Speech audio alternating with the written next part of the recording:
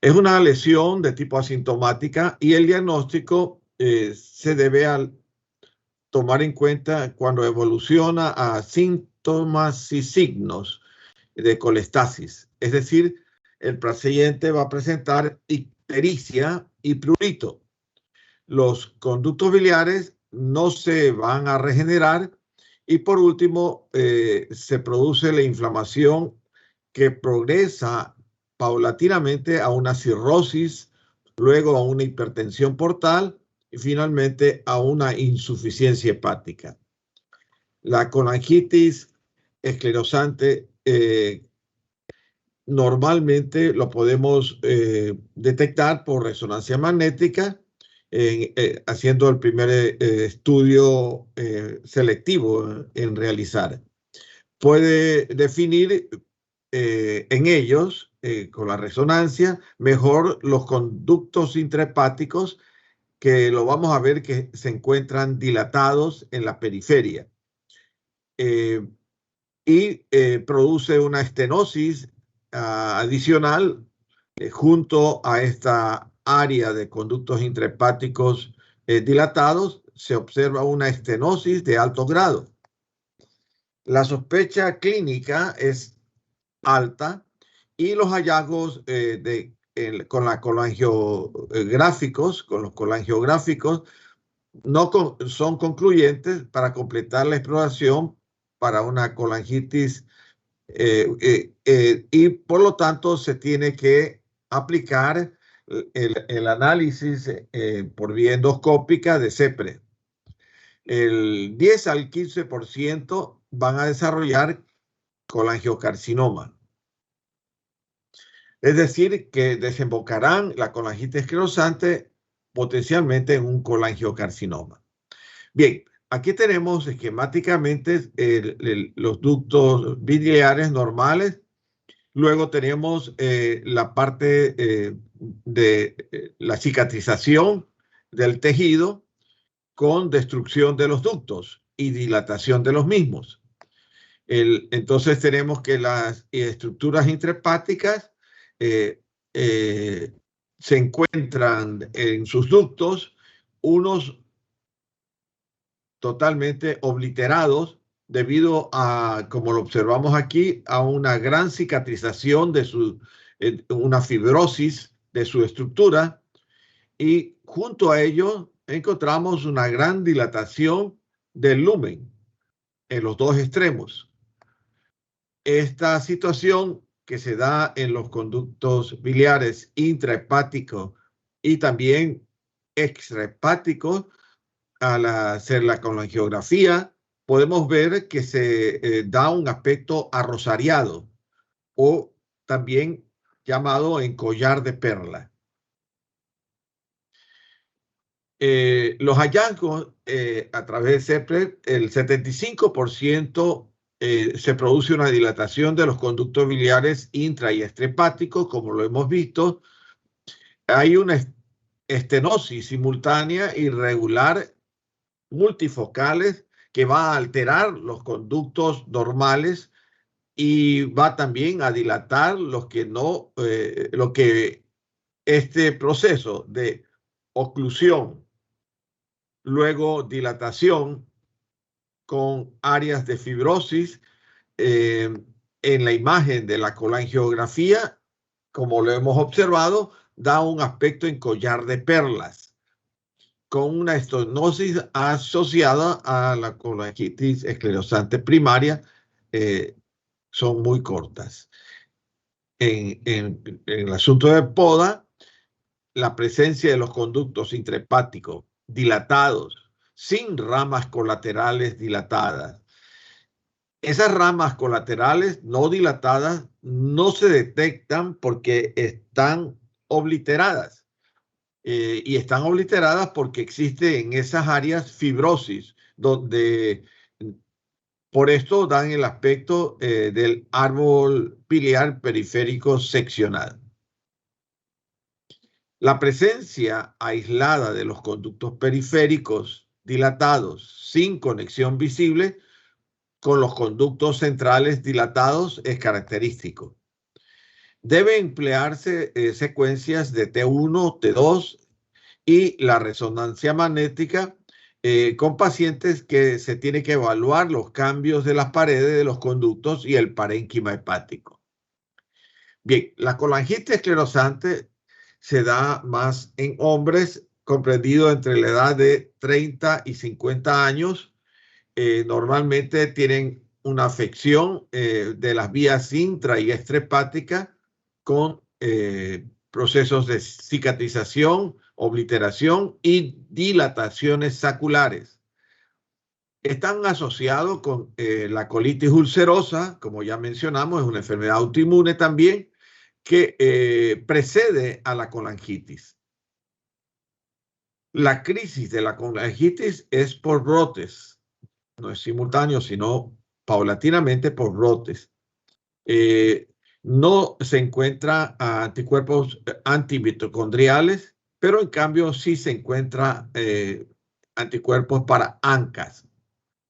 La evolución luego de la colangitis esclerosante va a pasar a una cirrosis y posteriormente puede potencialmente desarrollar un colangiocarcinoma.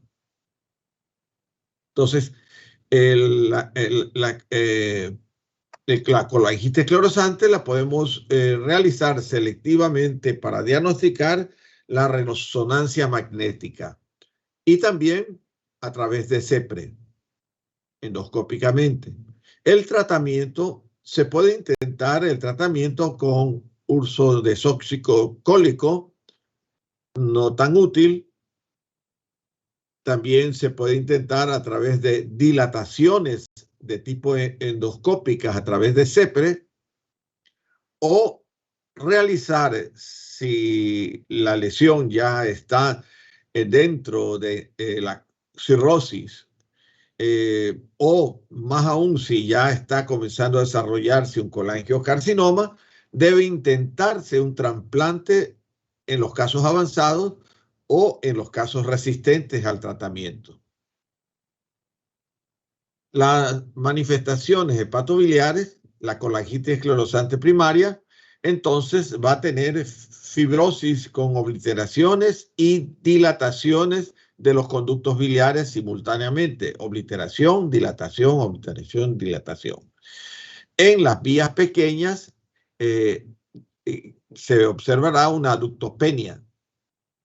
Entre el 2.5 al 7.5% estará en estadio 2, que da lugar a esta colangitis esclerosante primaria. El 90% de las colangitis esclerosante primaria tiene un estadio 2.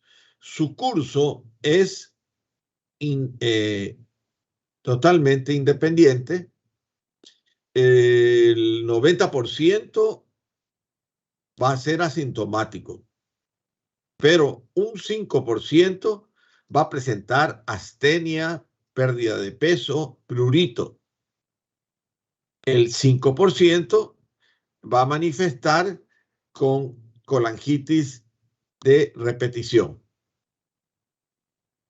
¿Y qué tipo de tratamiento podemos entablar? Un tratamiento endoscópico, en la cual vamos a emplear la colangiografía percutánea. Esta colangiografía percutánea es la segunda línea de elección.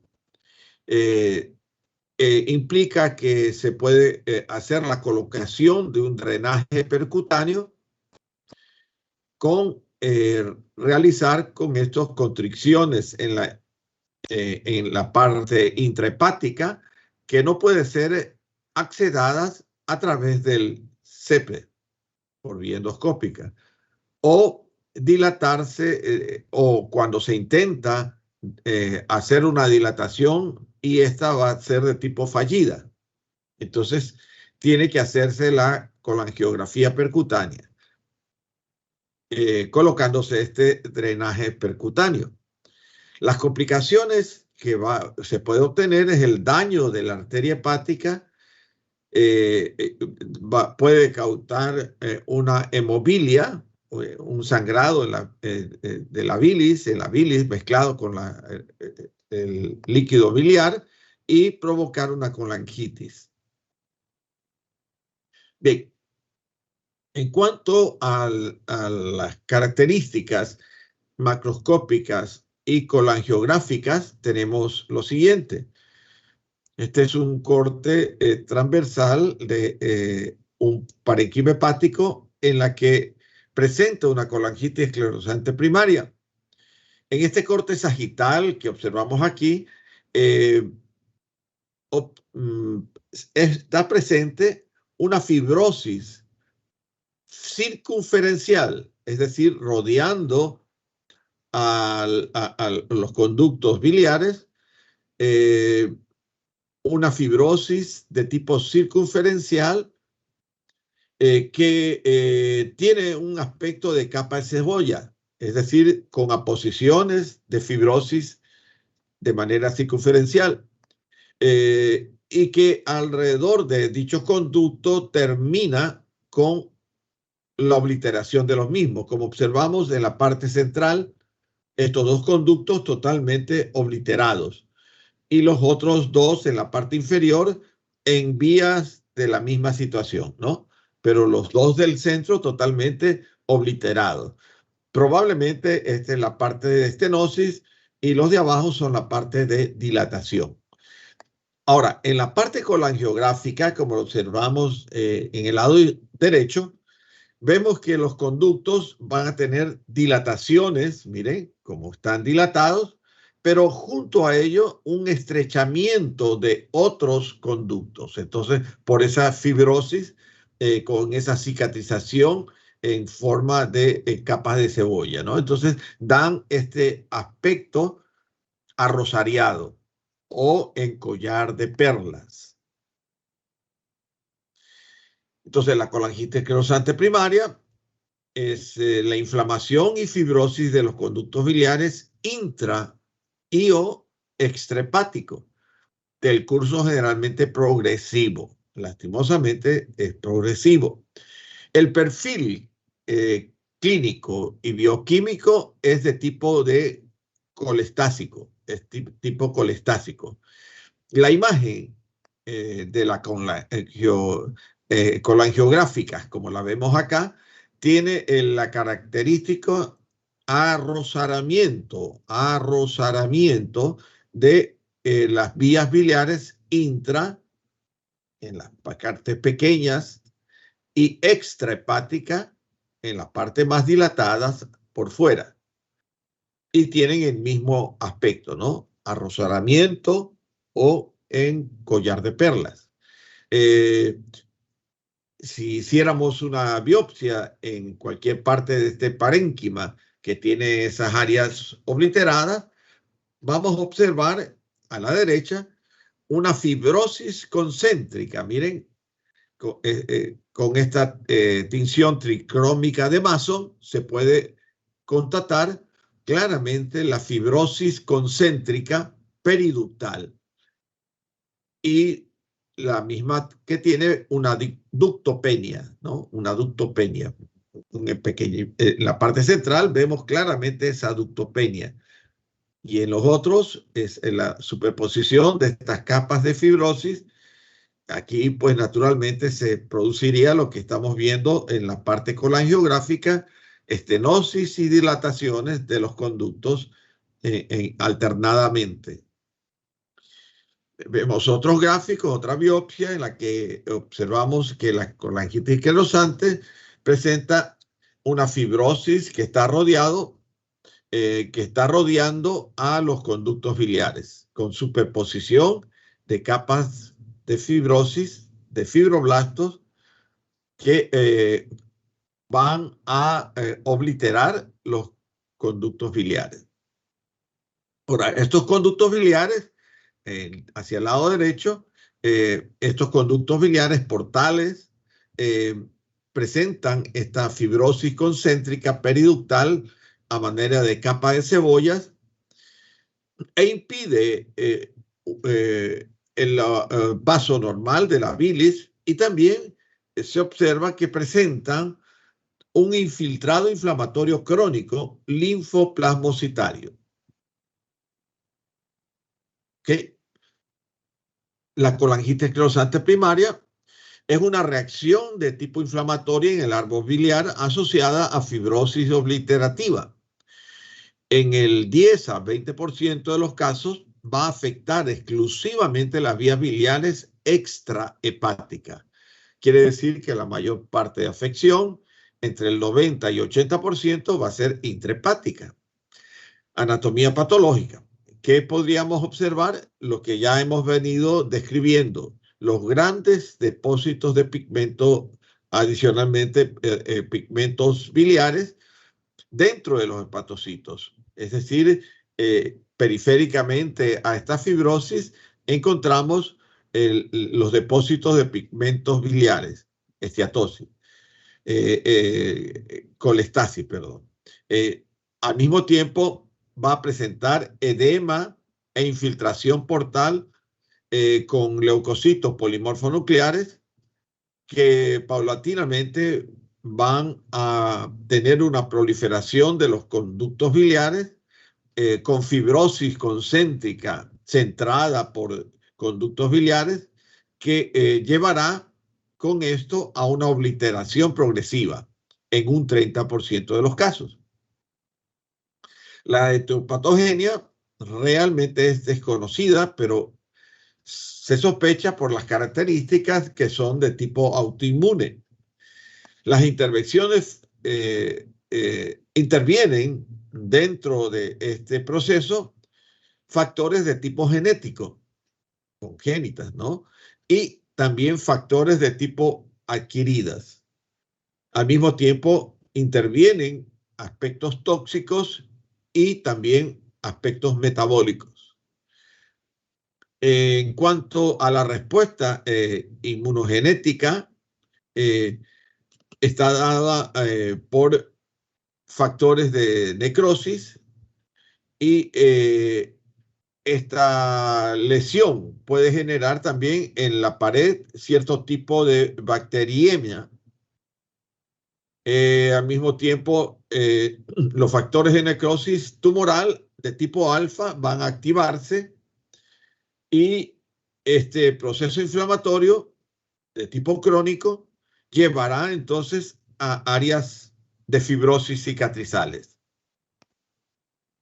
La colangitis esclerosante primaria tiene un síndrome de tipo colestásico crónico. La etiología, pues ya lo hemos dicho, desconocida, idiopática, pero de tipo autoinmune realmente. La causa de inflamación y fibrosis difusa de los vías biliares intra y extrahepática es lo que se destaca en este proceso patológico. La enfermedad es totalmente progresiva y de curso impredecible. Va a provocar con el tiempo una cirrosis biliar. Esta cirrosis biliar va a originar una hipertensión portal. Y la hipertensión portal potencialmente va a causar una muerte prematura con falla hepática si es que no se produce un trasplante hepático previo. Se asocia a las enfermedades inflamatorias de tipo intestinal, como ya lo hemos dicho, colitis ulcerosa y la enfermedad de Crohn, que son también enfermedades de tipo idiopáticas autoinmunes. El diagnóstico, entonces, el cuadro clínico que hemos mencionado, más el perfil bioquímico con las enzimas FA aumentada, más la bilirrubina aumentada. CEPRE es el gold estándar, las endoscopías de tipo CEPRE es el gold estándar. Múltiples dilataciones y estenosis van a ser observadas a través de CEPRE. La bifurcación de los conductos hepáticos van a visualizarse con estas características de dilatación y estenosis y tiene que hacerse una exclusión de alguna causa secundaria. debe practicarse una biopsia hepática, biopsia del hígado, para saber entonces en la valoración histopatológica el grado de fibrosis y o el grado de cirrosis. Bien, esta es una biopsia de un paciente que tiene colangitis esclerosante primaria, en la cual observamos que los conductos biliares se encuentran destruidos, ¿no? Miren cómo están destruidos. Y hay una fibrosis en aposición de aspecto de capas de cebolla en los conductos que estamos viendo, ¿ok? Que han provocado una fibrosis y han formado puentes. Miren esa fibrosis como están formando puentes entre una triada portal con otra triada portal, provocando estos puentes unas paredes fibrosadas, unas paredes totalmente fibrosadas, que se extienden dentro del parénquima hepático. Miren cómo se van extendiendo dentro del parénquima hepático y se ha desarrollado una obstrucción crónica, y este aspecto que estamos viendo naturalmente es el aspecto de una cirrosis biliar secundaria, ¿no? Miren, con micronódulos y macronódulos de regeneración. Bien, ahora vamos a hablar de la colestasis. La colestasis la vamos a clasificar en intra y extrahepática, ¿no? Vamos a ver que esta situación va a generar una ictericia, o puede ser que también sea anictérica. También podemos llegar a conocer que podría ser de tipo aguda o también puede ser de tipo crónica. Entonces, la colestasis intrahepática tiene alteraciones hepatocelulares de los canalículos biliares y de los pequeños conductillos microscópicos. La extrahepática tiene alteración de los conductos biliares macroscópicamente observado. La colestasis cuanto a la etiopatogenia, la colestasis extrahepática puede ser debida a una obstrucción parcial o total de los conductos biliares, macroscópicamente hablando, que pueden ser intra o extrahepático, y estos pueden estar dado esta obstrucción debido a una litiasis, es decir, a cálculos, o también puede ser debido a tumores benignos, o puede ser también debido a tumores malignos. La estrechez inflamatoria también puede estar dado por parásitos como nematodes, es decir, por ejemplo, ascarilumbricoides, etcétera. Es decir, nematodes en general, que estarán también enterobios vermiculares dentro de los mismos. La colestasis intrahepática puede ser el resultado de la falla de los hepatocitos para secretar cantidades adecuadas de bilis debido a la injuria por virus. Puede ser debido a una injuria por virus, o que vienen a dar como resultado de una reacción de una hepatitis.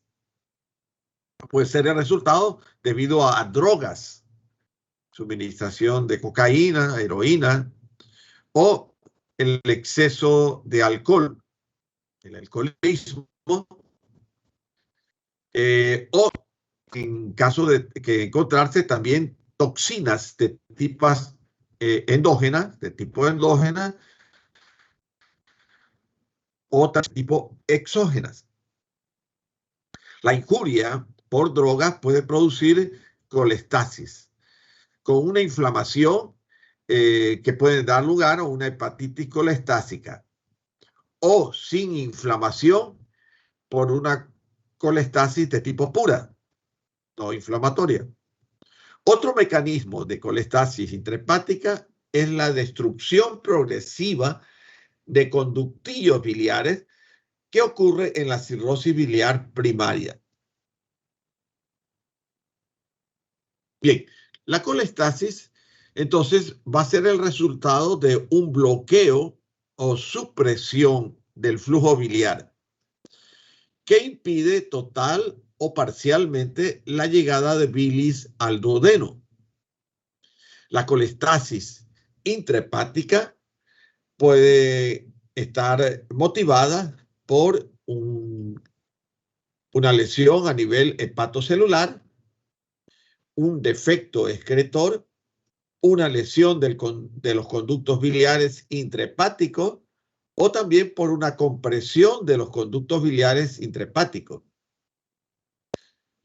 Pero la colestasis de tipo extrahepática, la extrahepática, va a poder ser producidas por una coledocolitiasis, cálculos a nivel del colédoco, enfermedades del conducto biliar,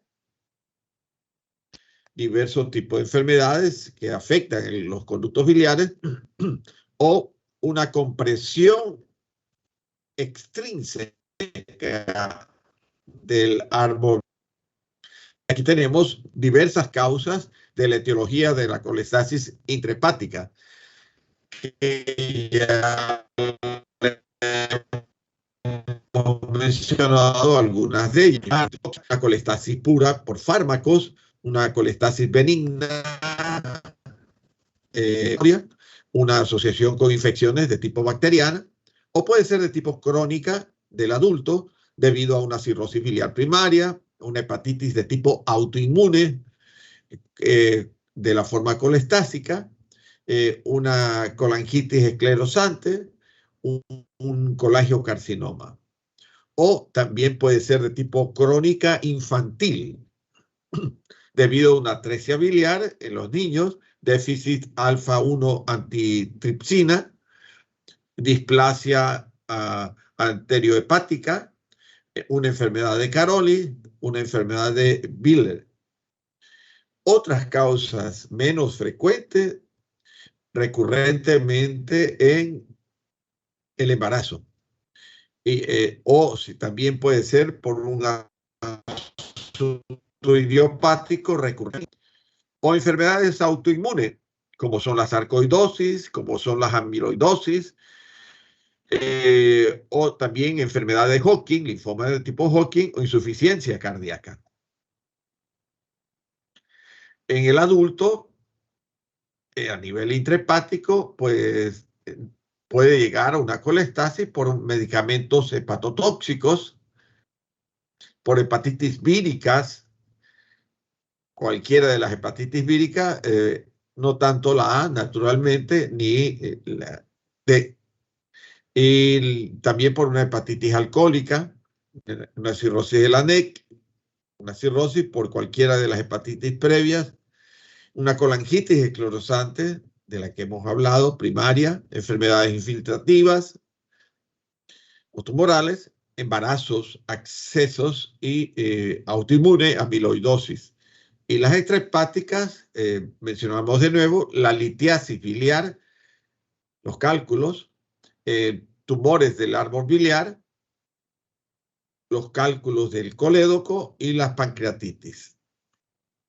Bien, en la parte histopatológica tenemos la colestasis y el estasis biliar.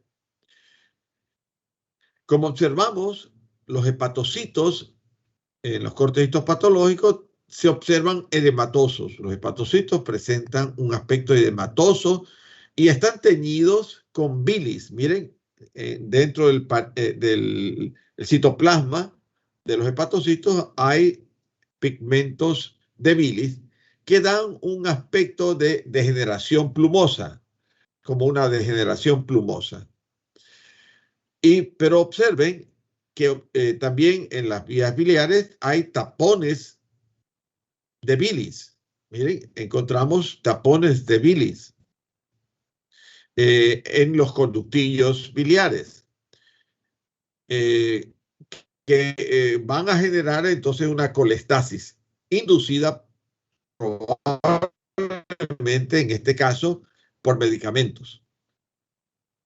Entonces, la colestasis con daños ductales y colangitis aguda puede ser causada por ciertos medicamentos como el allopurinol, hidralazina, paraquat.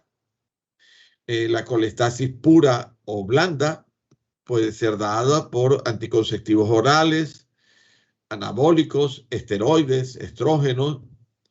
Las lesiones hepatocelulares y colestásicas puede ser dado por Coumadin, eritromicina, etambutol, etc.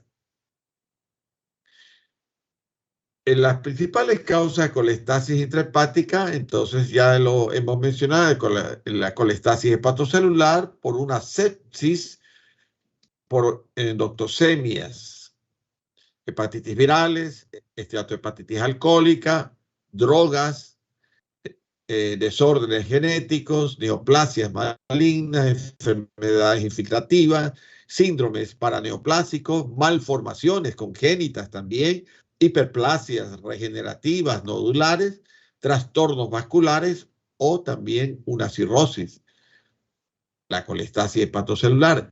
La colestasis colangiocelular puede estar dado por cirrosis biliares primarias, colangitis esclerosante primaria, síndrome de overlap por CEP o CBP, la colangitis por inmunoglobulina G4, ductopenia idiopática del adulto, malformaciones congénitas, fibrosis quística, las drogas, que ya se mencionó, enfermedades de injertos contra el huésped y una colangitis esclerosante secundaria. La colestasis intrahepática puede darse también durante el embarazo. Este es un trastorno autonómico dominante. Se da más que nada entre el segundo y tercer trimestre de embarazo. La mejoría es espontánea a las 2 semanas posteriores al parto. Es de buen pronóstico materno, pero hay un alto riesgo de parto prematuro por distrés respiratorio y por muerte fetal súbita. La prevalencia es baja, afortunadamente es menor al 1%. En cuanto a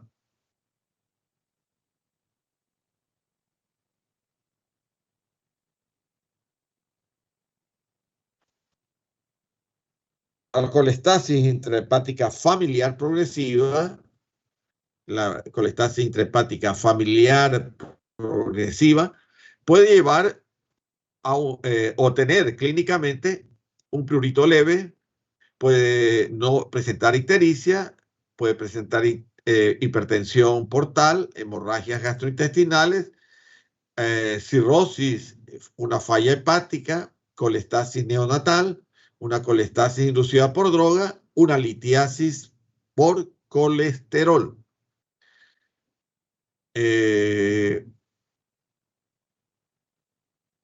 Ese tipo de heterocigota, la colestasis, cuando es una colestasis intrahepática del embarazo, porque acabamos de mencionar, o cuando hay una litiasis en el árbol biliar. Bien, ahora vamos a hablar de... Doctor, ¿le puedo hacer una pregunta? Dígame. ¿Cuál sería el diagnóstico diferencial de la colestasis? De la colestasis podríamos tener bueno, la colestasis puede estar presente en la cirrosis micronodular también, la cirrosis micronodular, o también una colestasis, pues es que dentro de la colestasis está todo lo que hemos mencionado. Entonces puede ser una colestasis. Ustedes pueden poner colestasis por hepatitis, por ejemplo, hepatitis B o hepatitis. O pueden poner diagnóstico diferencial, colestasis por ejemplo, una cirrosis, ¿no? Pueden variarlo o puede ser una colestasis medicamentosa.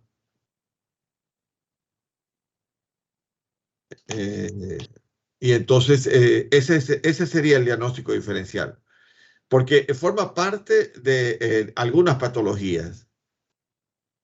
O puede ser una colestasis también por litiasis. Es decir, ustedes tienen que poner colestasis por tal cosa y el diagnóstico diferencial colestasis por tal otra cosa. ¿Ya? Ya, listo, doctor, gracias. Y del tema anterior de la colangitis esclerosante, ¿cuál podría ser el diagnóstico diferencial? La colangitis esclerosante puede ser una cirrosis pues lo mismo, una cirrosis, o inclusive la misma colestasis se observa dentro de la colangitis esclerosante. Una fibrosis también, un proceso de una hepatitis crónica con fibrosis. ¿Ok? Listo, doctor, muchas gracias. A la orden. Bien, vamos a hablar de cirrosis biliar primaria. La cirrosis biliar primaria es una enfermedad colestásica del adulto. Es una hepatopatía crónica de tipo autoinmune producida por inflamación y destrucción lentamente progresiva de los conductos biliares interlobulares, que afecta a mujeres de la edad mediana aproximadamente a la edad de 50 años. El 90% son en mujeres y en varones la relación es de 9 a 1.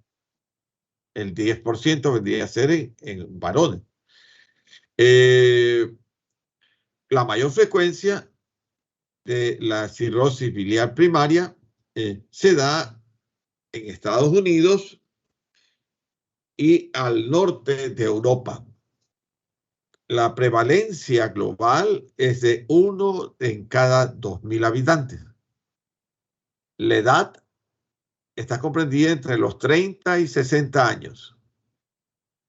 El cuadro clínico en la fase sintomática, esta cirrosis puede generar pruritos inicialmente en la palma de las manos y en la planta de los pies. Luego, por todo el cuerpo, en toda la piel. Está presente aproximadamente este prurito en un 20 a 70% de los pacientes. Y los componentes pruriginósticos son aumento de los ácidos biliares, la causa de agentes opioides endógenos y también por lisofosfolipasa, autotoxina, este tipo de inmunidad. A estos pacientes también puede presentar o sobrevenirle la astenia, aunque poco específico, es el síntoma más común de la cirrosis biliar primaria en un 80% de los pacientes, la astenia.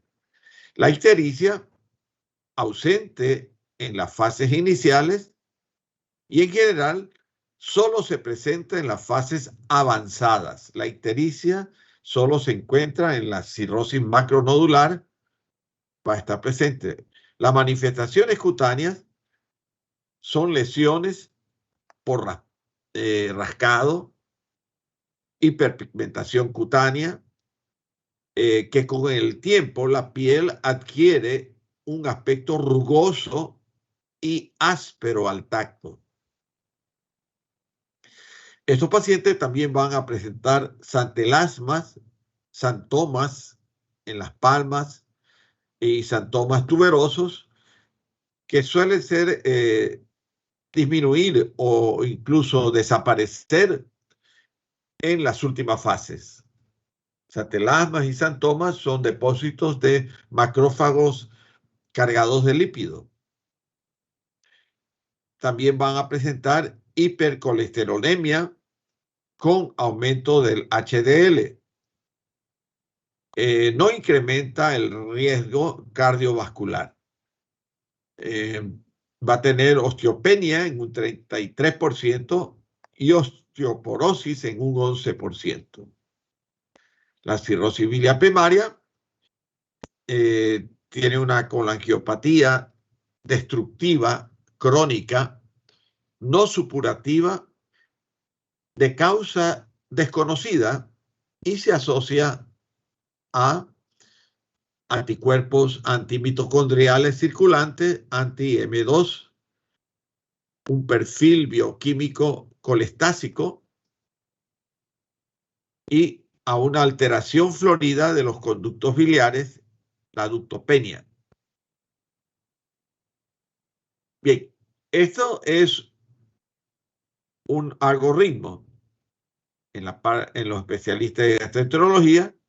La cirrosis biliar primaria, ellos dicen que se trata de una enfermedad de la M. M en el sentido de se da especialmente en mujeres de 35 a 60 años. La otra M es, estos pacientes tienen anticuerpos antimitocondriales, AMA M2. Tienen una elevación de la inmunoglobulina M. Tienen melanosis y tienen una mala absorción de grasas. Un algoritmo en la enfermedad relacionado a la M. La cirrosis biliar primaria entonces se da en mujeres comprendidas entre la edad de 30 a 60 años. Etiopatogenia, el HLA-DR 3.4 es un factor de tipo ambiental infeccioso asociado a las enfermedades de autoinmune, como puede ser en mujeres el síndrome de Sjögren y CRES. En la parte histopatológica hay una ruptura y necrosis de las células del epitelio ductal. En la parte de laboratorio va a presentar enzimas de colestasis, transaminasas, aumento tremendo de la inmunoglobulina M muy elevado, anticuerpos antimitocondriales muy elevados, anticomplejos piruvirato deshidrogenasa láctea.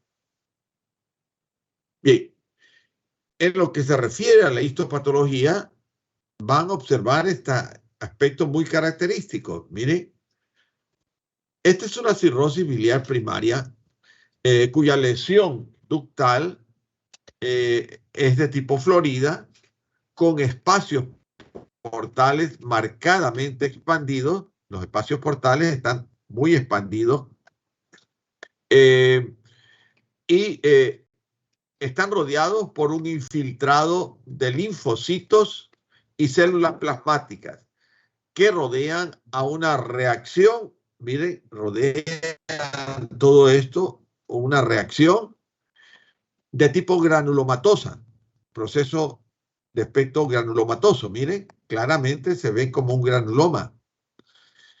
Esta reacción granulomatosa es destructiva a nivel central en los conductos biliares. Miren, provoca una destrucción, lo observamos siempre en el centro de los conductos biliares y está rodeado por ese infiltrado inflamatorio crónico, linfocitos y plasmocitos de aspecto granulomatoso.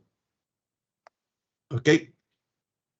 En la parte morfológica macroscópica tenemos una cirrosis biliar primaria con aumento del tamaño del hígado y con nodularidades indicativas de una cirrosis. Y vean una gran acumulación intensa de pigmento verde, que es pigmento biliar. Grandes depósitos de pigmento biliar dentro de su proceso cirrótico biliar, ¿no?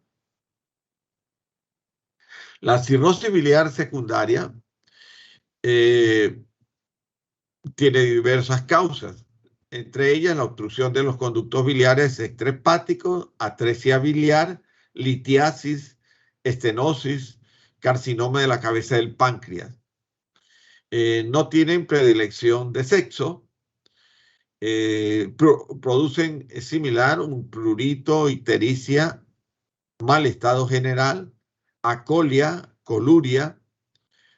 En los hallazgos de laboratorio hay una hiperbilirubinemia conjugada, un aumento de la fosfatasa alcalina, ácidos biliares y colesterol elevado. Bien, ahora vamos a hablar de la hepatitis de tipo autoinmune. Ahí vemos claramente un hígado sano y este es un hígado por una inflamación debido a una hepatitis autoinmune. La hepatitis autoinmune es una inflamación hepatocelular de causa desconocida, que se autoperpetúa en el tiempo.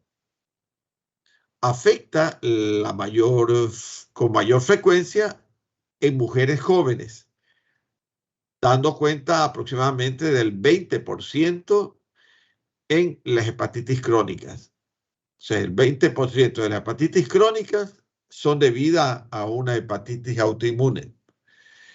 Se va a caracterizar por un cuadro histopatológico de hepatitis hipergamaglobulinemia y autoanticuerpos en el suero. La hepatitis autoinmune corresponde entonces a una inflamación crónica del parénquima hepático debido al menos a una hepatitis periportal o una necrosis en saca-bocado del tipo de interfase. La evidencia bioquímica y la necrosis hepatocelular va a tener como consecuencia elevación en las enzimas ALT y AST, con elevación de FAL. La hipergamaglobulinemia de IgG va a estar asociado con la presencia de autoanticuerpos y el órgano y también puede darse algo no específico dentro del órgano en ausencia de otras enfermedades conocidas, como puede ser la hepatitis vírica, como puede ser hepatitis por tóxico o por depósitos. Hepatitis por depósitos. Bien, aquí tenemos la hepatitis autoinmune, entonces se da más que nada en mujeres. Van a presentar ictericia con color amarillento en la conjuntiva, también un color blanquecino en el ojo, va a tener la ictericia en la piel, va a tener una moderada crecimiento del cuadrante derecho, con un dolor en esa área y una inflamación a nivel hepático. Lo vamos a clasificar la hepatitis autoinmune en tipo 1 y tipo 2. La tipo 1 es la clásica, que se da en mujeres jóvenes de 15 a 45 años. Va a presentar anticuerpos antinucleares ANA positivos, anticuerpos antimúsculo liso positivos, anticuerpos antiactina, perdón. Y el tipo 2 se da en mujeres jóvenes también, 15 a 45 años y van a presentar anticuerpos antimicrosomas hepato-renal tipo 1, anti-MHR1. Y la que puede darse también dentro del tipo 2 en niños comprendidos entre la edad de 2 a 14 años con enfermedades inmunológicas asociadas y una progresión mucho más rápida. Entonces, aquí tenemos en cuanto a la autoinmunidad de las hepatitis en un hígado normal, por ejemplo, frente a una injuria de un proceso viral de cualquier índole, una hepatitis de A, B, C, D, E, las células inmunes, que vienen a ser los linfocitos, son atacadas por, o atacan o fagocitan o van a defender frente a una injuria de una bacteria, de un virus o de una toxina, ¿no? Estas células inmunes, que son los linfocitos, defienden al parénquima hepático de dicha transgresión. Y las células hepáticas están intactas, están sanas. Pero en las enfermedades de tipo autoinmune existen autoanticuerpos. Autoanticuerpos. ¿Qué quiere decir? Que estos linfocitos van a activarse atacando las células hepáticas por sí solas, sin tener ninguna injuria viral, bacteriana, parasitaria. Y comienzan a transgredir directamente a las células, desconociendo a sus propias parénquimas, a sus propias células. Eso es realmente lo que sucede en la enfermedad autoinmune. Los criterios de diagnóstico de una hepatitis autoinmune, los criterios mayores son elevación persistente de las transaminasas, hipergamaglobulinemia de 2.5 gramos por decilitro o mayor, autoanticuerpos circulantes y o de células LE positivas, las células del lupus eritematoso, marcadores serológicos de hepatitis negativo. Las alteraciones patogénicas, hay una predisposición genética por falta de regulación de los linfocitos T y B. Hay una alteración en el balance de las células supresoras y cooperadoras. Hay un exceso de actividad de las células T cooperadoras. Hay un defecto de la actividad supresora. Hay un desarrollo de autoinmunidad y presenta una relación entre la enfermedad HLA de tipo IB8, 2, DR3 y DR52. Hay una pérdida de la tolerancia de los autoantígenos y una destrucción de tejidos. La hepatitis autoinmune clínicamente tiene síntomas inespecíficos. Tiene astenia, adinamia, hiporexia, disminución del rendimiento, artralgia, articulares, mialgias. Frecuentemente está acompañado por fiebre. Puede ser asintomáticas en algunas ocasiones, con manifestaciones de hipertensión portal y la presencia de varices esofágicas por sangrado.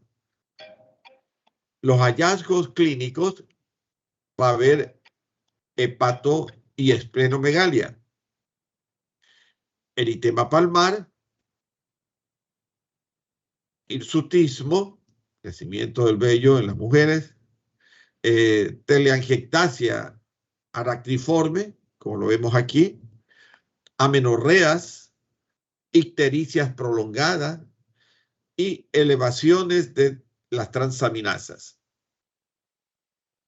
Entonces, en el tipo 1, que hemos mencionado ya, hay una prevalencia del 62 a 65%. Hay la presencia de antimúsculo liso, asma, ANA. La edad media de inicio, al inicio, puede empezar desde los 10 años. La relación es predominantemente 3:1, relación mujeres predominante, frecuentemente asociado a estadio 2 y colangitis esclerosante, esteatosis 2.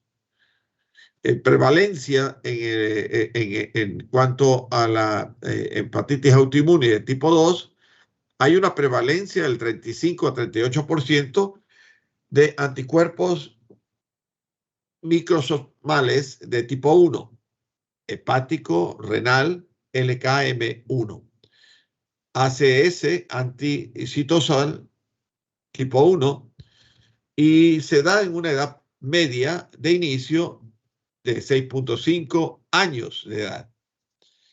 La relación mujeres-hombres 9:1. Y la enfermedad más grave, más probabilidad de ser resistente al tratamiento. La hepatitis autoinmune tiene autoanticuerpos negativos y la hepatitis autoinmune es realmente inclasificable en esta parte de los anticuerpos. Bien, aquí tenemos la biopsia y tenemos que se produce una hepatitis de interfase. Es característico esta hepatitis de interfase, con un infiltrado de células plasmáticas, predominantemente células plasmáticas, en peripolesis, con formación de rosetas. Ahí la formación de rosetas, ¿no? Acá se ve un poquito mejor las rosetas del otro lado. Compatible con hepatitis crónica con infiltrado de linfocitos sin características típicas. Cuando es una lesión atípica, hay signos de diagnóstico como esteatosis hepática. No es tan común eso. Entonces, tenemos que a mayor aumento hay un infiltrado linfoplasmocitario, como lo observamos aquí, en las triadas, una hepatitis de interfase, piesemal necrosis y una roseta, ¿no? Un aspecto de roseta, como lo observamos en todos estos sitios en que hay una interfase. Con células gigantes multinucleadas, ahí se lo observa, las células gigantes multinucleadas, y una ausencia de daño ductal o sugestivo de otra etiología. Los ductos, la parte conductal de los conductos biliares están preservados. Hay una fibrosis y nódulo discreto o moderado. Y aquí vemos a mayor aumento, muestra el espacio porta densamente infiltrado de células linfoides y más que nada plasmocitos en este óvalo negro que vemos acá en la parte de arriba. Y el conducto biliar está totalmente preservado. Ningún daño en el círculo amarillo. Y fíjese que tampoco hay una fibrosis alrededor de los conductos biliares, como lo encontramos en la colestática. Y la cirrosis y la colangitis esclerosante primaria. Aquí no lo hay, no hay esa fibrosis. Entonces, lo característico es una hepatitis de interfase, una hepatitis de interfase con inflamación portal y periportal. Inflamación portal y periportal con células plasmáticas predominantemente y hepatocitos que tienen una forma de rosetas. hepatocitos que tienen formas de rosetas. Eso es lo característico de la hepatitis autoinmune. Doctor, tengo una pregunta. Dime. ¿Cuál sería el diagnóstico diferencial en la anterior diapositiva? Perdón, ¿en cuál? Ahí. ¿Esta? ¿De hepatitis autoinmune? Sí. Bueno, la hepatitis autoinmune como tiene las rosetas y como tiene esa infiltración periportal y la interfase, entonces pueden hacerlo con una hepatitis A, ¿no? Con una hepatitis A,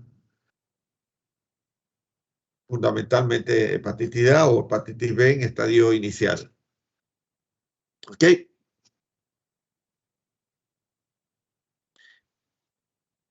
Bien.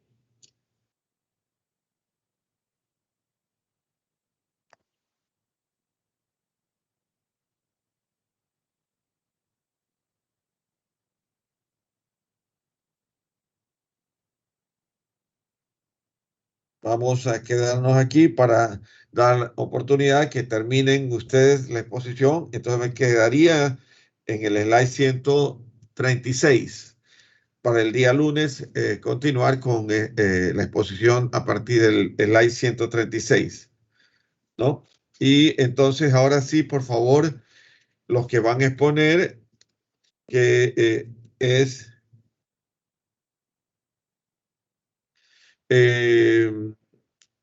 comienza, bueno, José Luis Jubín me escribió y me dijo que se iba a operar de queratotomía radial o láser a nivel ocular. Va a ser sometido a intervención quirúrgica. Se justificó. Él va a exponer en la próxima clase, en la próxima semana, ¿no? Él ha aceptado por su miopía que tiene o algo así. Bien, entonces empezaría Fiorella González. Lo de José Luis lo queda pendiente, ¿no? Sí, doctor. Fiorella, entonces te escuchamos. Ya, listo. Uy.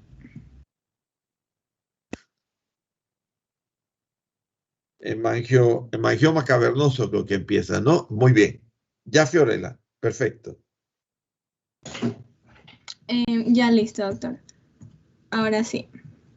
Vamos a empezar con neoplasias hepáticas hablándole sobre el hemangioma cavernoso. Tenemos que el hemangioma cavernoso hepático es una masa no cancerosa, es benigna y está en el hígado. Un hemangioma hepático va a estar compuesto por la acumulación de vasos sanguíneos. La mayoría de estos casos de hemangiomas hepáticos se van a descubrir durante algún examen o procedimiento de rutina por otra afección. Y las personas que tienen un hemangioma rara vez tienen síntomas o signos y típicamente no necesitan tratamiento. Siguiente, por favor. Listo, ahora voy a hablar sobre la etiología. Los hemangiomas pueden ocurrir en cualquier momento, pero son más comunes entre las personas de 30 a 50 años. En los bebés se puede desarrollar un tipo de hemangioma hepático que es conocido como hemangioendotelioma infantil benigno. Y la mayoría de los casos se diagnostica a los bebés antes de los 6 meses de edad. También tenemos otros factores de riesgo, como son en el sexo, las mujeres son más propensas a ser diagnosticadas. También las mujeres que han estado embarazadas tienen más probabilidades de ser diagnosticadas con un hemangioma hepático que las mujeres que nunca han estado embarazadas. ¿Por qué? Porque se cree que el hormona estrógeno que se eleva durante el embarazo puede jugar un papel en el crecimiento del hemangioma. También tienen un mayor propenso a que les dé el hemangioma a las personas que se han hecho alguna terapia de reemplazo hormonal. Siguiente, por favor. Vamos a encontrar en su fisiopatología que podemos dividirlo en 3, hemangioma cavernoso focal, multifocal y difuso. El focal suele ser una lesión única y asintomática. Por lo general no necesita tratamiento. El multifocal se presenta como múltiples lesiones de morfología esférica y pueden permanecer asintomáticas hasta su resolución espontánea o frecuentemente pueden ocasionar un fallo cardíaco por la presencia de un shunt arteriovenoso o portovenoso. Y el difuso es aquel que reemplaza casi en su totalidad al parénquima hepático. Siguiente, por favor. Ya, ahora les voy a hablar sobre los cambios morfológicos en su microscopía. Como podemos observar, se encuentran estructuras vasculares dilatadas de paredes delgadas que están llenas de eritrocitos y están recubiertos por células endoteliales típicas con septos fibrosos prominentes. Y no se va a presentar células endoteliales atípicas. Siguiente, por favor. Como manifestaciones clínicas, en su mayoría no causan signos ni síntomas, pero cuando ocurran van a ser, por ejemplo, dolor en la parte superior derecha del abdomen, náuseas, vómitos y sensación de saciedad después de comer solo con una pequeña cantidad de comida. Aunque estos síntomas no son específicos y pueden deberse a alguna otra cosa, incluso si sí tienes un hemangioma hepático.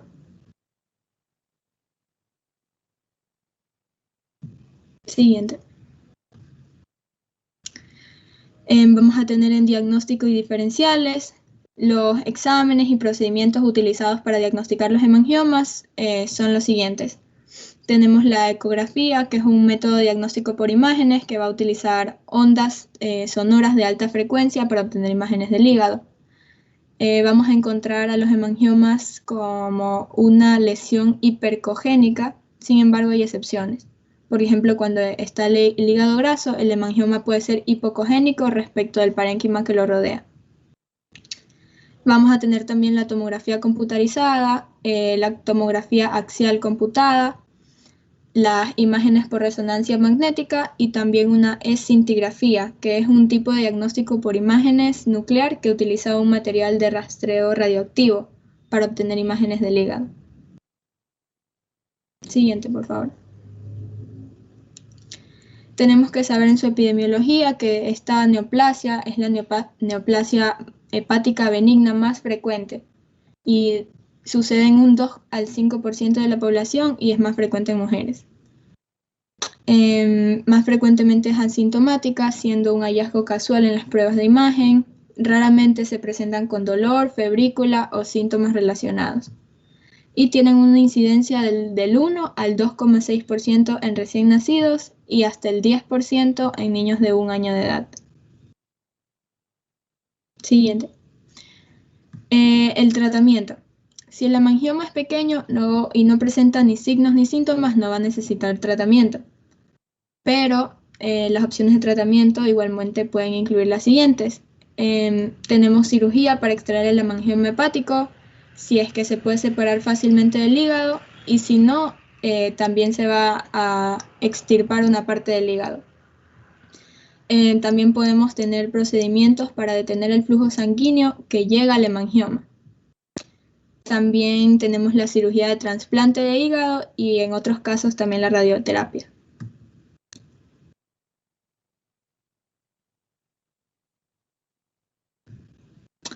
Ya, tenemos el abstract.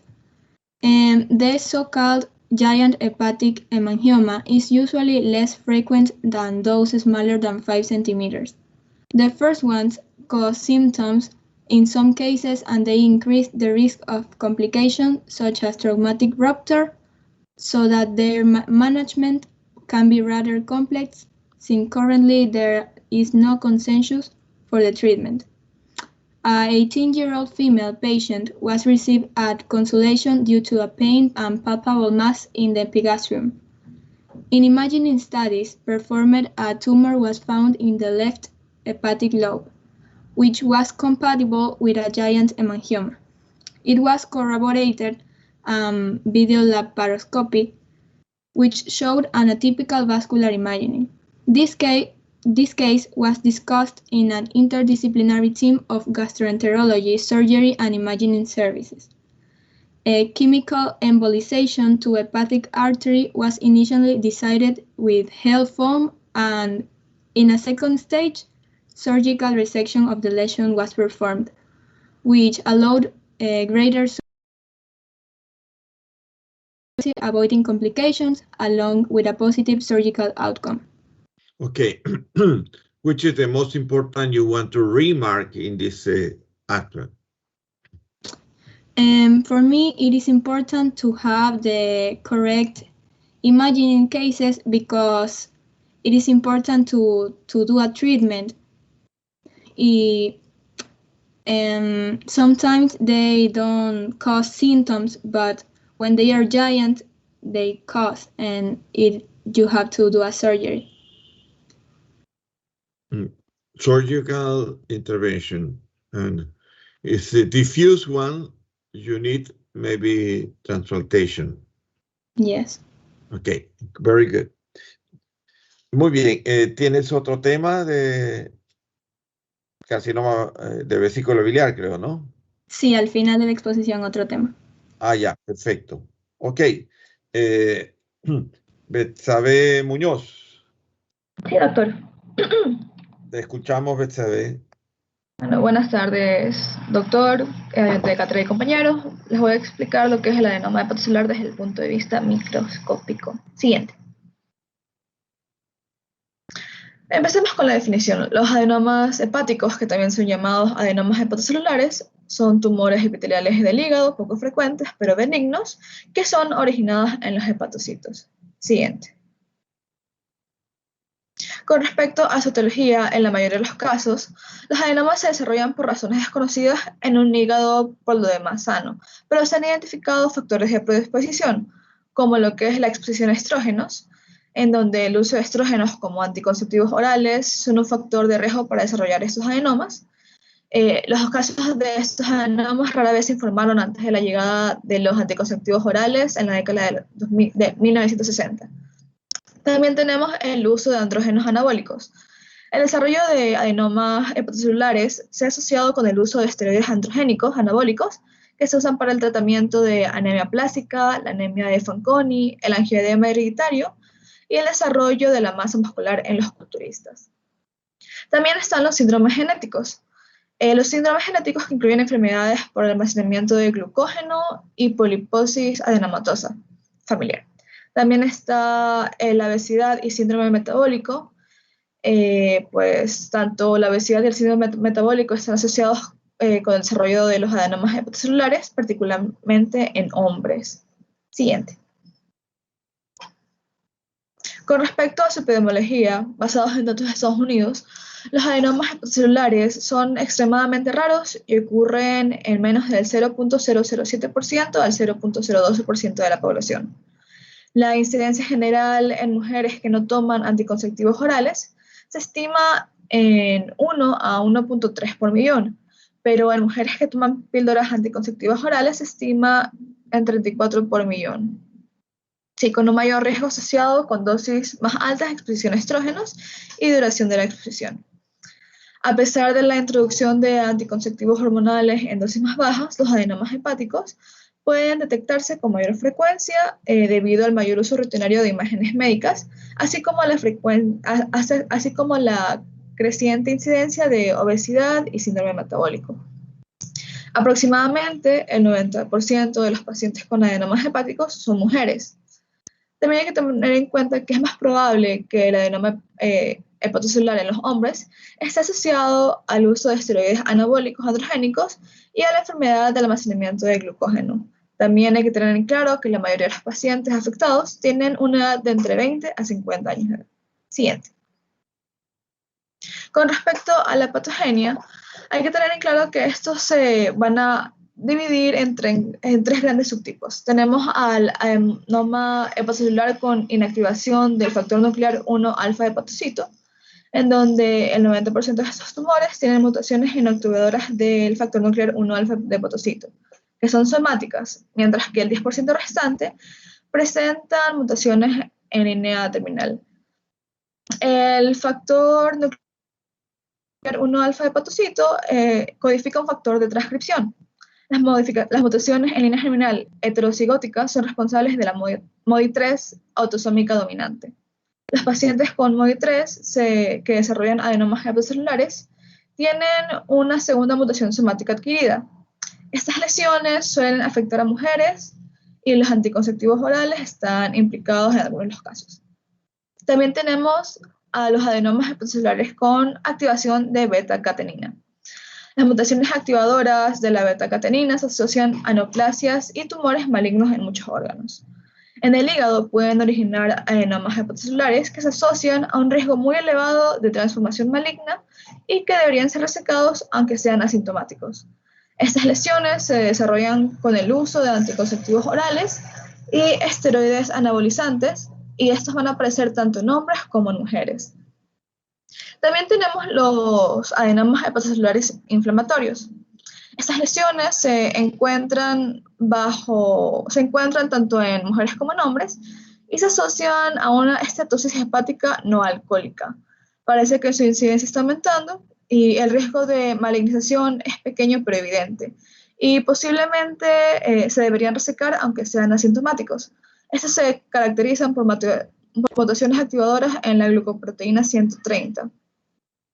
El 10% de los adenomas hepatocelulares inflamatorios tienen mutaciones activadoras concomitantes de la beta-catenina y corre un mayor riesgo de malignización. Siguiente. Con respecto a los cambios morfológicos en la microscopía, en la primera imagen de la parte izquierda tenemos a un adenoma hepatocelular con inactivación del factor nuclear 1 de alfa de hepatocito, en donde en ese tumor no se reconoce la proteína transportadora de ácidos grasos hepáticos, y con las técnicas de inmunohistoquímica se va a conservar solo lo que son los hepatocitos normales adyacentes, que se puede ver en la parte de abajo en la izquierda. En la derecha tenemos un adenoma hepatocítico con mutación de beta-catenina.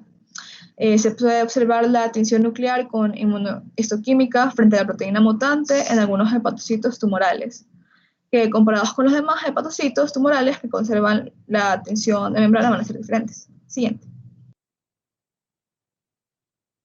En la izquierda tenemos un adenoma hepatocítico inflamatorio, en donde se produce una notable regulación al alza de la proteína C, que reactivan los hepatocitos neoplásicos, en comparación con el nivel de expresión muy variable y habitualmente de bajo nivel del parénquima hepático adyacente. Con respecto a la otra imagen, tenemos a un adenoma hepatocelular formado por hepatocitos con ausencia de espacios porta. Nótese la alineación de los hepatocitos que no forman sinusoides. Siguiente.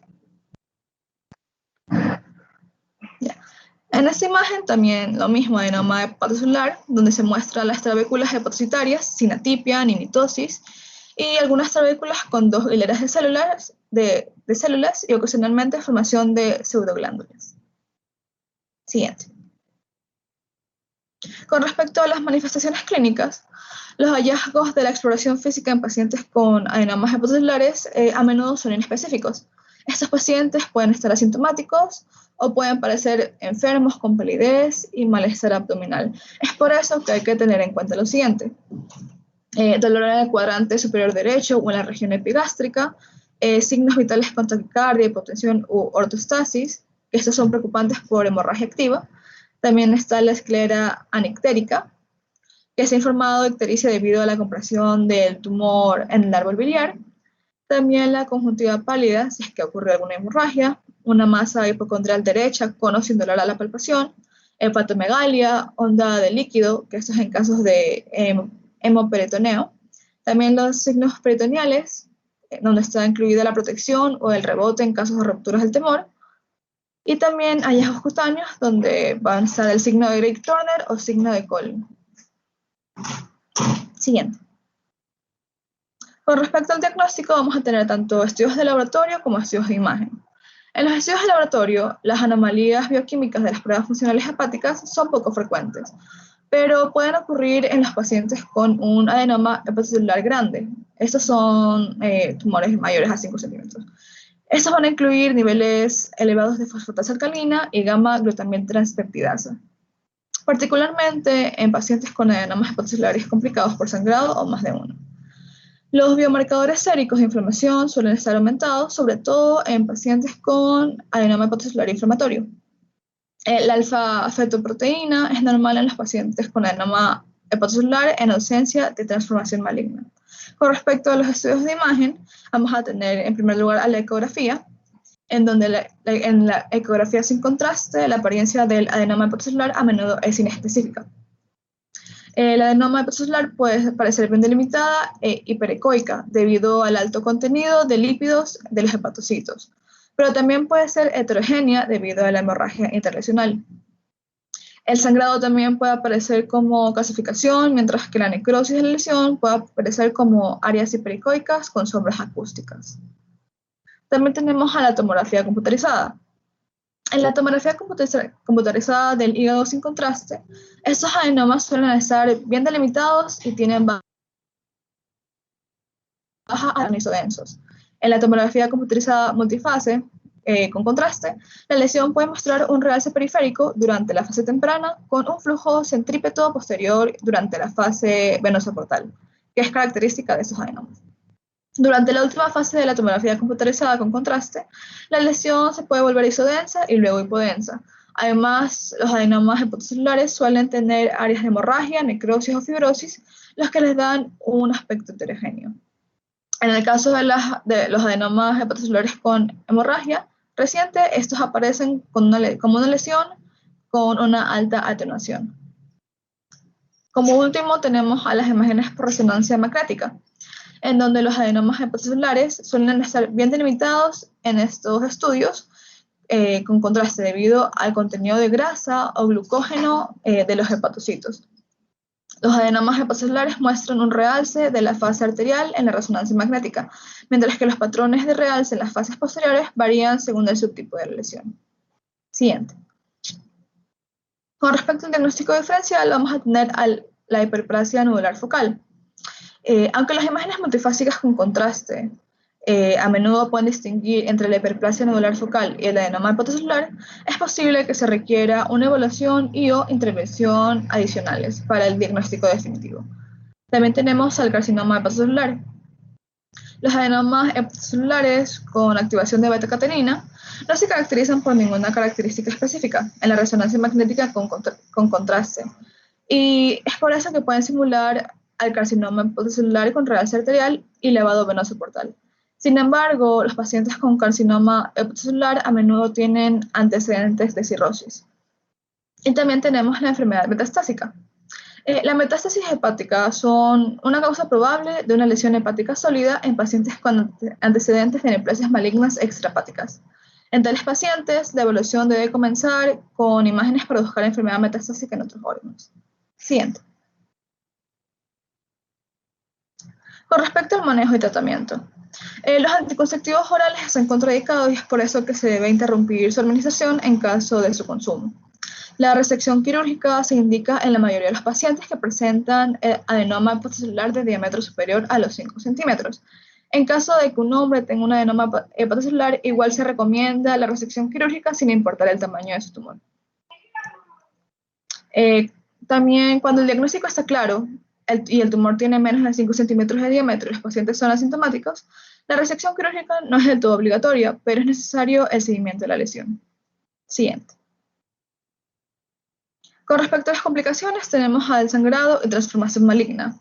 El sangrado se va a presentar desde el punto de vista clínico, los pacientes con adenoma hepatocelular complicada por hemorragia pueden presentar dolor abdominal intenso con inestabilidad hemodinámica o sinesta. El sangrado relacionado con estos adenomas a menudo se limita a la lesión, pero en algunos casos el sangrado puede conducir a la rotura de la lesión, lo que da como resultado una hipotensión y hemoperitoneo agudo.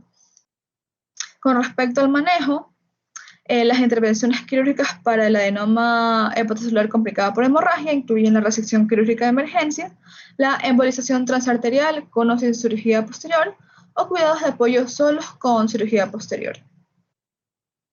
Con respecto a la transformación maligna, el riesgo de transformación maligna de adenoma hepatocelular a carcinoma hepatocelular es aproximadamente del 5%, y los factores de riesgo incluyen lo que es el sexo masculino, tamaño de la lesión mayor a 5 centímetros, y subtipo de activación de la beta-catenina. Siguiente.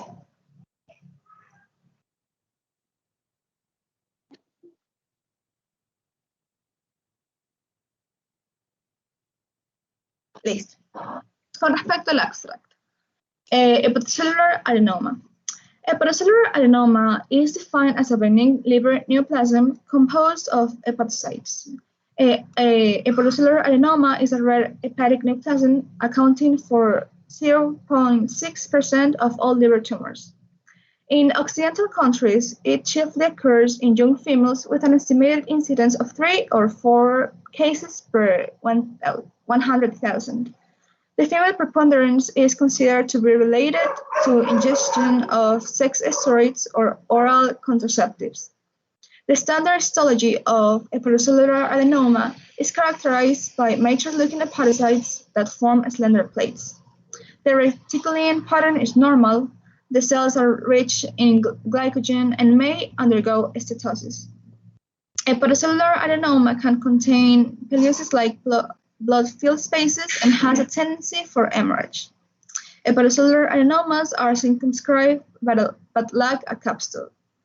There are distinct variant patterns associated with molecular abnormalities. Modern classifications of hepatocellular adenoma are based on specific molecular features and distinguish hepatocyte nuclear factor 1 alpha mutated, beta-catenin mutated, beta-catenin activated, inflammatory, and combined mixed forms. Hepatocellular adenoma can undergo malignant transformation. Okay, very good. Which is the most important thing that you want to remark in this abstract? Is how the author tells us what are we supposed to see in a standard histology of hepatocellular adenoma, which is characterized by mature-looking hepatocytes that form slender plates. Okay, very good. ¿Tienes algún otro tema de exponer? No, doctor, solo este. Ah, perfecto. Te felicito, has hecho una buena investigación sobre el tema. Bien, creo que continúa Leonardo García. Sí, doctor. Buenas tardes, doctor. Buenas tardes, compañeros, y buenas tardes, ayudante Cáter. Vamos a hablar de lo que es el carcinoma hepatocelular. Siguiente. Bueno, el carcinoma hepatocelular es un tumor maligno primario del hígado, el cual se va a desarrollar típicamente en el contexto ya de una enfermedad hepática crónica, particularmente ya en pacientes con lo que son cirrosis o una infección crónica como lo es el virus de la hepatitis B. Siguiente, por favor. Hablando un poco de la etiología, en primer punto tenemos lo que son las cirrosis hepáticas, los virus de la hepatitis B, lo cual es un virus pequeño de la cual es la familia de Paneviridae, también la hepatitis C y las aflatoxinas, las cuales son toxinas producidas por un hongo. También tenemos la deficiencia de alfa-1-antiotripsina y por último punto la susceptibilidad genética, como por ejemplo una hemocromatosis hereditaria. Siguiente. Hablando de los factores de riesgo, otra vez en primer punto tenemos la cirrosis, ya que los pacientes con cirrosis, ya sea de cualquier etiología, tienen riesgo a desarrollar carcinoma hepatocelular, ya que se estimó que hasta 1/3 de los pacientes con cirrosis desarrollarán carcinoma hepatocelular durante lo que es su vida. Segundo punto, tenemos la hepatitis viral, ya que si bien el carcinoma hepatocelular puede desarrollarse en los que son pacientes con hepatitis B crónica, pero sin cirrosis. Pero en fin, la mayoría de los pacientes con el virus de la hepatitis B que desarrollarán carcinoma hepatocelular tendrán los que son cirrosis. En tercer punto tenemos las toxinas ambientales como las aflatoxinas. En sí, la ingesta dietética de lo que son estas de aquí, ya que esta es una micotoxina que contamina principalmente los productos alimenticios, como en la imagen que vemos el maíz. Y este de aquí se ha asociado a ser un precursor de lo que es el carcinoma hepatocelular.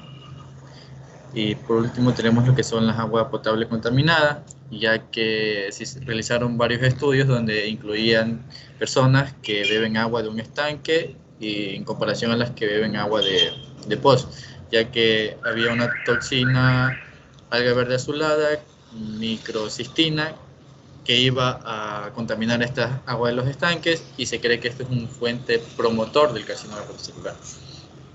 Cuarto punto, tenemos el estilo de vida, como ya sabemos, alcoholismo, tabaco. Y en quinto punto tenemos factores metabólicos, como puede ser una diabetes mellitus, obesidad o la enfermedad de hígado graso, lo que es el alcohol. Siguiente.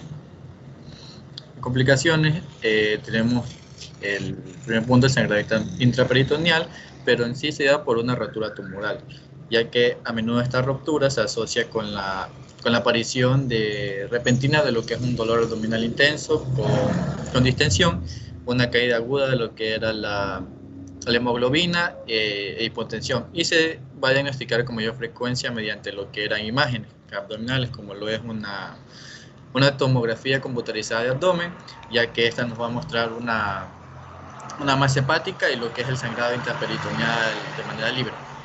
Segundo punto, tenemos la metástasis intrahepática, ya que esta se da en pacientes que no se han sometido a una vigilancia y como se prolifera la infección. En primer lugar tenemos a los órganos afectados, que en primer punto tenemos lo que es el pulmón, en segundo lo que son los ganglios linfáticos intraabdominales, el hueso y lo que es la glándula suprarrenal. Y por último, y más rara vez, que es el cerebro. En tercer punto tenemos la comprensión del conducto intrahepático, que nos da como resultado una ictericia obstructiva causada por lo que es una invasión a lo que es el árbol biliar. Siguiente. Bueno, hablando un poco de la epidemiología, el cáncer de hígado primario es la cuarta causa principal de mortalidad relacionada con el cáncer en todo el mundo, con más de 780.000 muertes en un estudio realizado en 2018. Se estimó que el 72% de los casos en carcinoma hepatocelular ocurren en países asiáticos, el 10% en Europa, el 8% en África y el 5% en lo que es América del Norte y América Latina. Y en variabilidad de sexo se conoce que el carcinoma hepatocelular se ha notificado más frecuentemente en los que son en hombres que en lo que es una mujer. Siguiente, por favor. Claro. Manifestaciones clínicas. Bueno, existe un espectro de presentaciones clínicas para pacientes con carcinoma hepatocelular, y muchos pacientes no presentan síntomas relacionados con el tumor, especialmente en los que se han sometido.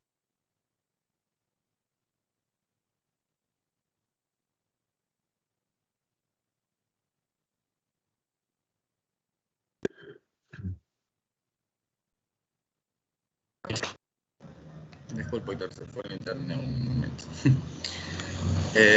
La mayoría de los casos de carcinoma hepatocelular ocurren en el contexto de una enfermedad hepática crónica ya exista. De hecho, la cirrosis va a estar presente en el 90% de los pacientes con carcinoma hepatocelular.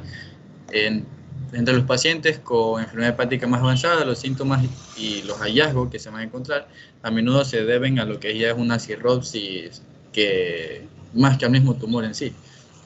Y estos pacientes pueden presentar la característica de una descompensación hepática, por ejemplo, hemorragias por varices o ascites, debido a la extensión del carcinoma hepatocelular a las venas portas como una manifestación inicial de lo que es este tumor.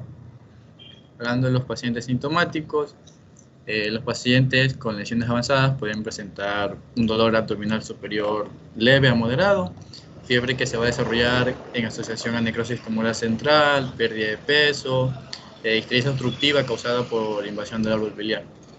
En síndromes paraneoplásicos, los pacientes con carcinoma hepatocelular pueden desarrollar occasionalmente este síndrome, que puede manifestarse con lo que es una hipoglucemia, ya que se cree que generalmente ocurre en el carcinoma hepatocelular ya de un estadio avanzado, por el resultado de las altas necesidades que demanda el tumor.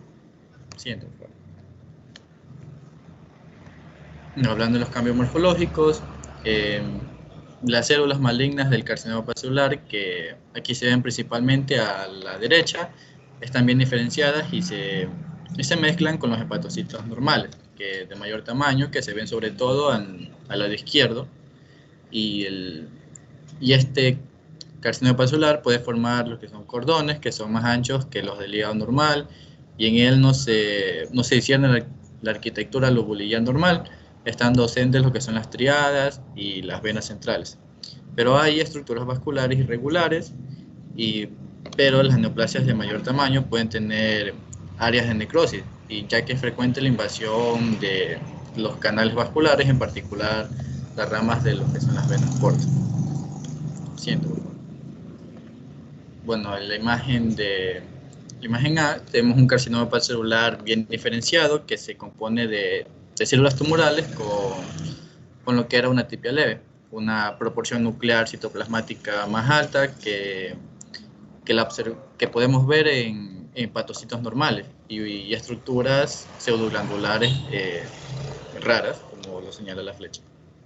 En la imagen B, que es una mayor potencia, el tumor está compuesto por lo que son células tumorales poligonales con un citoplasma eosinófilo dispuesto en lo que son trabéculas de más de 2 células de espesor.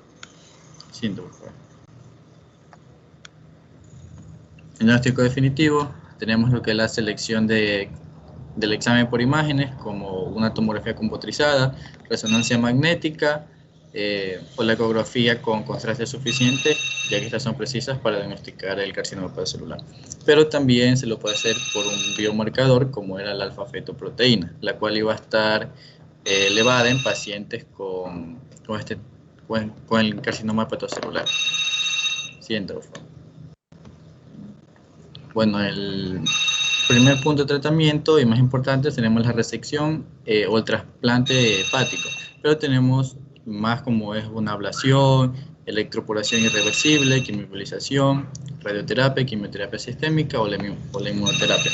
Pero ya esto depende del fin del estadio en el que se encuentre este tumor. Siguiente.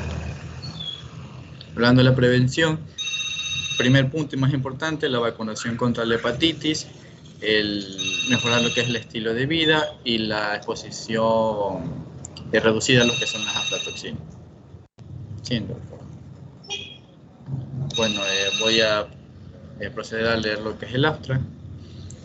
The hepatitis cells in the liver are stimulated sustainably by chronic injury of the hepatocytes, activating myofibrils, which produce abundant collagen. Myofibrils are the major source of extracellular proteins during fibrogenesis and might directly or secret products contribute to carcinogenesis and tumor progression. The cancer-associated fibrils are one of the components of the tumor microenvironment that promote the proliferation and invasion of cancer cells by excreting various growth factors and cytokines. CAF crosstalk with cancer cells stimulate tumor progression by creating a favorable microenvironment for progression, invasion and metastasis through the epithelium-mesenchymal transition. Basic studies on CAF have advanced, and the role of CARs in tumor has been elucidated, in particular for hepatocellular carcinoma. Carcinogenesis from cirrhosis is a known fact, and participation of CAFs in carcinogenesis is supported. In this review, we discuss the current literature on the role of CAFs and CAF-related signaling in carcinogenesis, crosstalk with cancer cells, immunosuppressive effects, angiogenesis, therapeutic targeted and resistant to chemotherapy. The role of CAFs is important in cancer initiation and progression. CAF target therapy may be effective for suppression not only of fibrosis, but also cancer progression. Okay, which is the most important you want to remark in this chapter? Most important for me fue the hepatitis cells in the liver are stimulated extensively by chronic injury of the hepatocyte, activating my fibroblasts, which produce abundant collagen.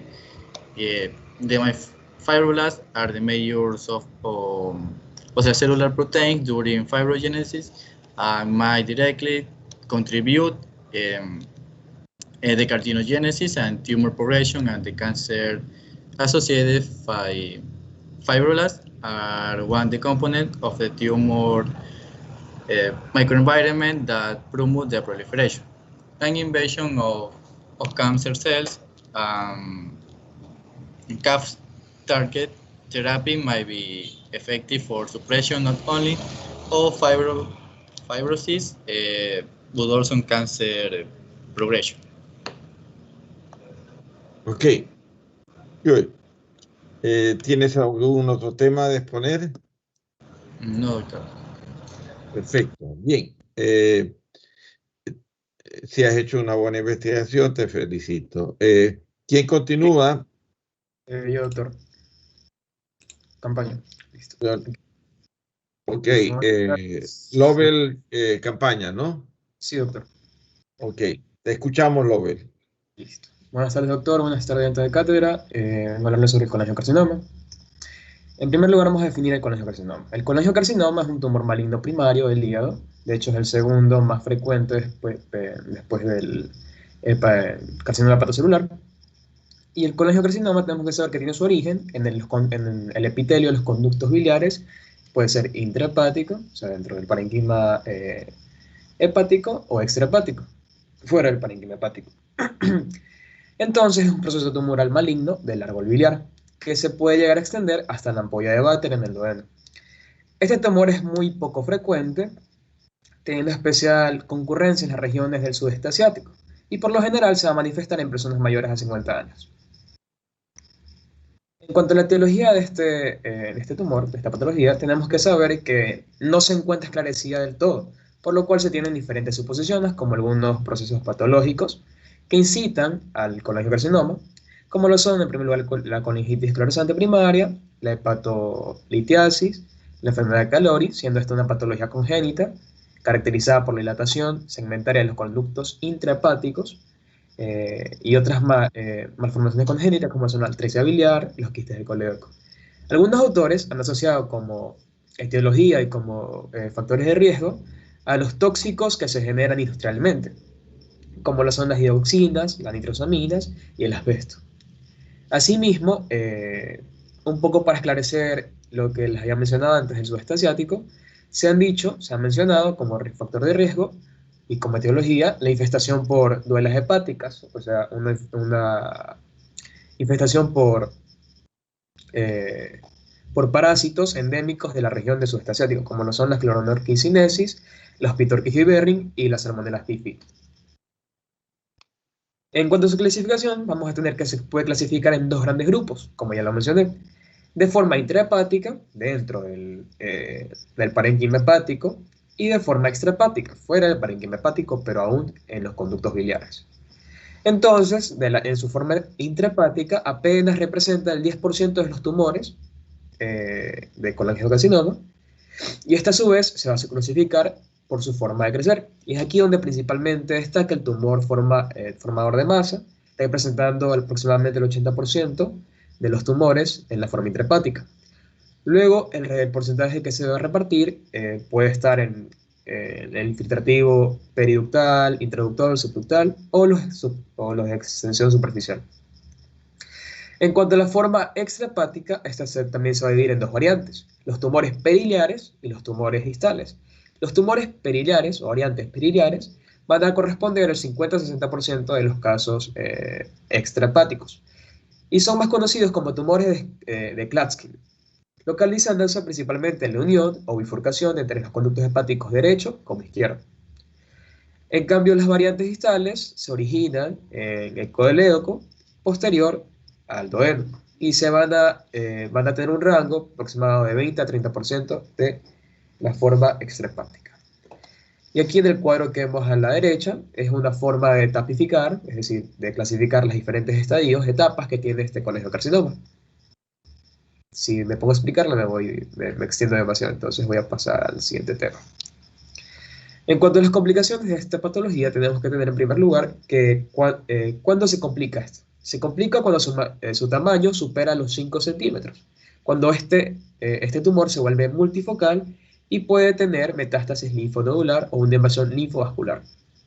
El crecimiento intraductal va a ser la forma más grave, que tiene una alta tasa de mortalidad en los pacientes. También se llegan a complicar cuando los pacientes presentan bajos niveles de nutrientes con niveles altos de neutrófilos y linfocitos. La epidemiología del colangiocarcinoma tenemos que tener en cuenta que tiene una incidencia casi nula, como lo dije desde el inicio. Es muy poco frecuente y su incidencia oscila entre el 0,01% y el 0,02%. La edad en la que presenta esta patología suele ser entre los 50 y 70 años. Sin embargo, el 14% de los pacientes llegan a tener esta patología menos de los 14 años. El sexo masculino es ligeramente más frecuente que el sexo femenino en sufrir esta patología, en una proporción de 1.3 sobre 1. Esta patología además tiene un pronóstico muy desalentador, en donde Robinson va a mencionar que los pacientes con tumores extrahepáticos, al ser los más comunes, tienen una supervivencia de 2 años, oscilando el 15% de los casos. Y en el caso de ser un tumor intrahepático, de la forma más grave, por así decirlo, suele tener apenas 6 meses de vida. En los cambios morfológicos, en cuanto a su microscopía, tenemos en primer lugar que observamos la placa del lado izquierdo, donde vamos a observar un patrón glandular compatible con un colangiocarcinoma, ya que estos son producciones de mucina por excelencia. Y además son adenocarcinomas típicos, como todos. Sin embargo, vamos a observar además de eso áreas similares en la mayoría del campo de la placa, con lesiones bien o moderadamente diferenciadas, con estructuras glandulares bien definidas y revestidas por células epiteliales malignas. En cuanto a la placa del lado superior derecho, vamos a observar un aumento con glándulas malignas e infiltrantes en un estoma reactivo esclerótico, y estas típicamente inducen a una importante desmoplasia, además que son más frecuentes las invasiones linfovasculares y peridurales. En cuanto a la placa del lado inferior derecho también, vamos a observar una infiltración peridural por glándulas malignas que forman un patrón que Robinson lo menciona como en forma de guirnalda alrededor de un nervio central atrapado. En cuanto a las manifestaciones clínicas de esta patología, el colangiocarcinoma generalmente no se manifiesta por sí, es un hallazgo incidental. Pero si se llega a manifestar, ya llegan a estadios muy avanzados. Y como lo dije, sus manifestaciones clínicas también se clasifican en sus 2 principales grupos. Si es un colangiocarcinoma de forma intrahepática, no habrá sintomatología característica en este tipo. Y se va a ver una masa en el cuadrante o palpar una masa en el cuadrante superior derecho. También va a llegar un paciente ictérico. En cuanto a los síntomas, estará con malestar general, llenura en el hipocondrio derecho, dolor y retraso en el crecimiento, y en casos específicos puede llegar hasta la pérdida del peso. Si se manifiesta en la forma extrahepática, el paciente siempre llegará ictérico porque va a poder comprimir, obviamente, estamos hablando de las vías biliares. Además de eso, el paciente va a referir prurito, pérdida de peso involuntaria, acolia y dolor abdominal. En cuanto al diagnóstico diferencial del colangiocarcinoma, tenemos que saber que se da con el carcinoma hepatocelular, ya que principalmente se puede confundir por lo clínico, ya que por lo general suele tener los mismos factores de riesgo, etiología, y ambos están asociados íntimamente. Es decir, un carcinoma hepatocelular puede llegar a evolucionar a un colangiocarcinoma. Además de eso, tenemos que saber que lo que hace diferente uno del otro va a ser que el colangiocarcinoma se diagnostica en un estadio muy avanzado y por ende va a tener un muy mal pronóstico. Además no causa sintomatología característica y por obvias razones tiene que confirmarse en patología. En cuanto al diagnóstico definitivo de esta patología, tenemos que saber que siempre vamos a requerir de uso de imagenología. Y dependiendo del tumor que sea, podemos usar un distintivo tipo de imagen. En los tumores de forma intrahepática se puede diagnosticar mediante una tomografía computarizada o una resonancia magnética. siendo la tomografía computarizada la forma más común de realizar este diagnóstico.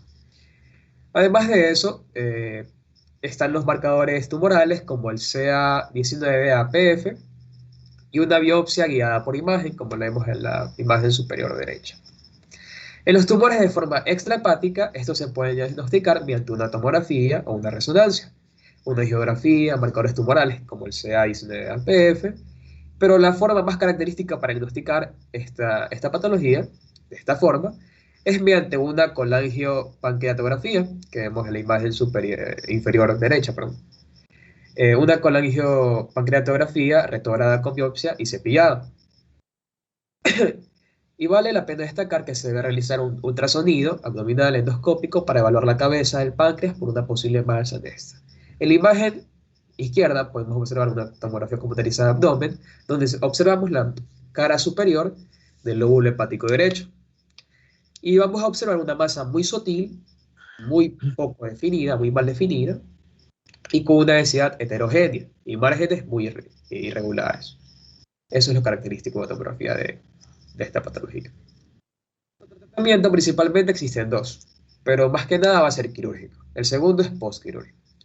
El quirúrgico vamos a tener que, dependiendo de la forma y estadio en la que esté, se va a tratar. Los tumores intrahepáticos usualmente son manejados como carcinomas hepatocelulares y obviamente se hará una resección de hígado. Y la resección de hígado, como vemos en la imagen derecha, puede ver de varias maneras. En la imagen derecha estamos viendo una laparoscopía para reseccionar un lóbulo del hígado. Mientras que los tumores distales son tratados como cánceres de cabeza del páncreas o una pancreatoduodectomía. Las lesiones periliares pueden ser tratadas como una variedad de procedimientos quirúrgicos o no quirúrgicos. Pero lo que mencioné antes es que era el quirúrgico el principal, que principalmente... Disculpa, Lovell, ándate al acta porque ya me están llamando del otro grupo. Ajá. Listo. Dime lo más importante de este acta, por favor. Listo. MRI and CT with endoscopic ultrasound and PET provide useful diagnostic information in certain patients. And surgical resection is the only chance for cure, with results depending on careful technique and patient selection. That is the most important part of this. Okay, very good. Betsabe, creo que, perdón, Fiorella queda pendiente para la próxima clase, carcinoma vasocelular, porque ya estamos con el tiempo, así que voy a darle por concluido en este momento la clase. La asistencia le voy a poner a todos igual, bien, porque ya tengo que estar en la otra clase. Tengan un bonito fin de semana, cuídense mucho, estudien.